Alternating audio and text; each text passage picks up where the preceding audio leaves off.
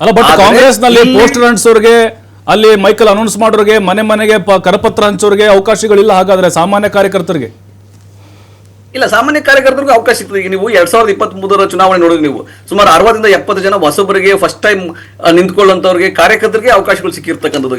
ಈಗ ನೋಡಿ, ಒಬ್ರು ಒಂದ್ಸಲಿ ಆಗೋವರೆಗೂ ಅವ್ರ ಕಾರ್ಯಕರ್ತಾರೆ. ಈಗ ಅಲ್ಲಿಂದ ಜಬ್ಬಾರ್ MLC ಆಗಿದ್ದಾರೆ, ಅವ್ರೇನಾಗಿದ್ರು? ಸೊ ಅವ್ರಿಗೆ ಅವಕಾಶ ಸಿಕ್ಕಿದೆ. ಸೈಯದ್ ನಜೀರ್ ಹುಸೇನ್ ಅವರು ರಾಜ್ಯಸಭಾ ಆಗಿದ್ದಾರೆ, ಅವ್ರೇನಾಗಿದ್ರು? ಅವರೊಬ್ರು ಕಾರ್ಯಕರ್ತರಾಗಿದ್ದು, ಅವ್ರಿಗೂ ಅವಕಾಶ ಸಿಕ್ಕಿದೆ. ಇಲ್ಲಿ ನಜೀರ್ ಅಹಮದ್ ಸಿಕ್ಕಿದೆ. ಒಬ್ರಲ್ಲ ಒಬ್ರಿಗೆ ಅವಕಾಶಗಳು, ಕೆಲವ್ರಿಗೆ ತಡವಾಗ್ಬೋದು, ಕೆಲವರಿಗೆ ಬೇಗ ಸಿಗಬಹುದು, ಅವಕಾಶಗಳು ಸಿಗ್ತವೆ.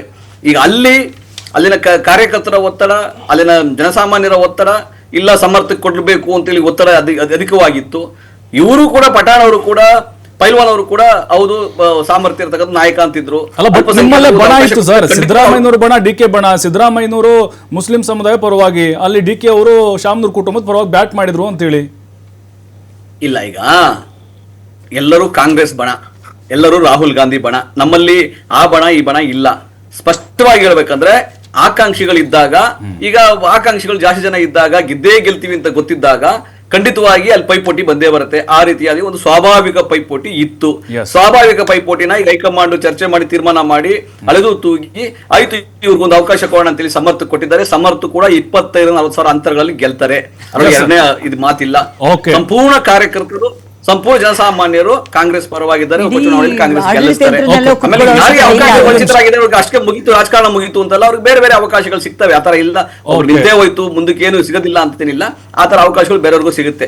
ಆ ನಿಟ್ಟಿನಲ್ಲಿ ಇಲ್ಲಿ ದುರ್ಬಲ ಆಗಿರ್ತಕ್ಕಂಥದ್ದೇನು, ದಯನೀಯ ಸ್ಥಿತಿಯಲ್ಲಿ ಇರ್ತಕ್ಕಂಥದ್ದು ಯಾರು? ಬಿಜೆಪಿ. ಯಾಕಂದ್ರೆ ಅಲ್ಲಿ ನಾಗಪುರದ ಜಿಗಳು, ಬೆಂಗಳೂರಿನ ಜಿಗಳು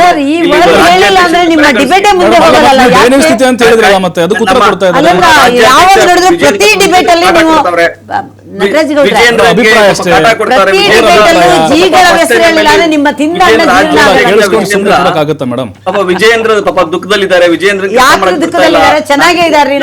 ನಾಗಪುರದ ಜಿಗಳು, ಬೆಂಗಳೂರಿನ ಜಿಗಳು. ಮತ್ತೆ ಬರ್ತೀನಿ, ನಿಮ್ಮ ಹತ್ರ ಬರ್ತೀನಿ ಸರ್. ಒಂದೇ ನಿಮಿಷ ರವೀಶ್ ಅವರು, ಈಗ ಒಂದ್ ನಿಮಿಷ ಅವರು ರಿಯಾಕ್ಷನ್. ರವೀಶ್ ಅವ್ರಿಗೆ, ಈಗ ಕಾಂಗ್ರೆಸ್ ನೋಡ್ತಾ ಇದ್ರೆ ಟಿಕೆಟ್ ಕಗ್ಗಂಟು ಸುರ್ಜೇವಾಲ ಅವರೇ ಬರ್ಬೇಕಾಯ್ತು ಅಂತ ಇದನ್ನ ಪರಿಹಾರ ಮಾಡ್ಲಿಕ್ಕೆ. ಅಂದ್ರೆ ಇಲ್ಲಿ DK ಶಿವಕುಮಾರ್, ಸಿದ್ದರಾಮಯ್ಯ ಮಾತಿಗೆ ಬೆಲೆ ಇಲ್ಲ ಅಂತ ಅನಿಸ್ತಾ ನಿಮ್ಗೆ ಫೈಟ್ ನೋಡ್ತಿದ್ರೆ? ಸರ್, ಅದಕ್ಕಿಂತ ಮುಖ್ಯವಾಗಿ ಇವಾಗ ಏನಾಗಿದೆ ಅಂದರೆ, ನಮ್ಮ ರಾಷ್ಟ್ರದಲ್ಲಿ ಕುಟುಂಬ ರಾಜಕಾರಣ ಅನ್ನೋದು ನಮ್ಮ ದೇಶಕ್ಕೆ ಒಂದು ಮಾರಕ. ಮೊದಲನೇದಾಗಿ ಆ ಕುಟುಂಬ ರಾಜಕಾರಣದ ಪಿತಾಮಹರೇ ಕಾಂಗ್ರೆಸ್ ಅವರು. ಅವ್ರನ್ನ ನೋಡಿಕೊಂಡು ಹಿರಿಯಕ್ಕನ ಚಾಳಿ ಮನ್ಮಕ್ಳೆಲ್ಲ ಅಂತ ಹೇಳ್ಬಿಟ್ಟು ಈಗ ರಾಷ್ಟ್ರದಲ್ಲಿ ಇರ್ತಕ್ಕಂಥ ಎಲ್ಲ ರಾಷ್ಟ್ರೀಯ ಪಕ್ಷಗಳಿರ್ಬೋದು, ಆಮೇಲೆ ರೀಜನಲ್ ಪಾರ್ಟೀಸ್ ಇರ್ಬೋದು, ಎಲ್ಲರನ್ನೂ ಅದನ್ನೇ ಅನುಸರಿಸ್ಕೊಂಡ್ಬಂದಿದ್ದಾರೆ. ಅದರಲ್ಲೂ ವಿಶೇಷವಾಗಿ ಕರ್ನಾಟಕದಲ್ಲಿ ಕುಟುಂಬ ರಾಜಕಾರಣನ ಅತಿ ಹೆಚ್ಚಾಗಿ ಮಾಡಿದ್ದು ಅಂದರೆ ಸನ್ಮಾನ್ಯ ದೇವೇಗೌಡರು. ಅದೆಲ್ಲರಿಗೂ ಜಗಜ್ಜಾಹೀರಾಗಿದೆ. ಈಗ ಎರಡು ಪಕ್ಷಗಳಿಗೇನು ಹೊರತಾಗಿಲ್ಲ.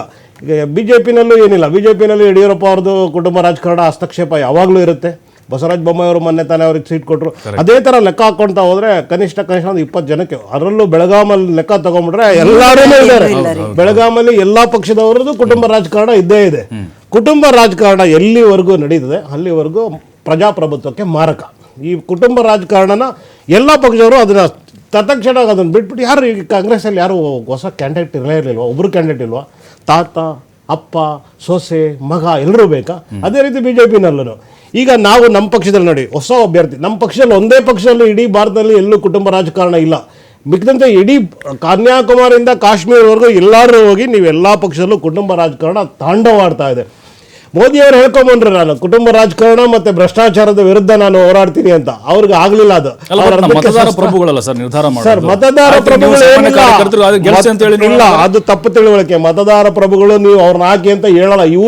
ಇವರೇ ಅವ್ರು ಹೇಳ್ಕೊಡೋದು, ಅದು ಹೇಳಿಸ್ಕೊಡೋದು ಅವ್ರವ್ರ ಕಾರ್ಯಕರ್ತರ ಕಡೆಯಿಂದ.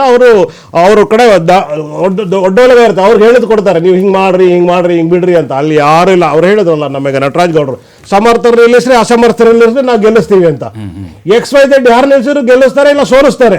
ಆ ವ್ಯಕ್ತಿ ಪರವಾಗೋಸ್ಕರನೇ ಯಾರು ವೋಟ್ ಮಾಡಲ್ಲ. ಇವಾಗ ಅವ್ರ ಪಕ್ಷಕ್ಕೆ ಒಂದು ವೋಟ್ ಬ್ಯಾಂಕ್ ಇರುತ್ತೆ, ವೋಟ್ ಮಾಡ್ತಾರೆ. ಇವ್ರ ಪಕ್ಷನ ಇವ್ರು ವೋಟ್ ಮಾಡ್ತಾರೆ. ಕಾಂಗ್ರೆಸ್ಸು ಲೆಫ್ಟಿಸ್ಟ್ ಆಗಿ ಥಿಂಕ್ ಮಾಡುತ್ತೆ, BJP ರೈಟಿಸ್ಟ್ ಆಗಿ ಥಿಂಕ್ ಮಾಡುತ್ತೆ. The only one party in India we think straight, we think ahead.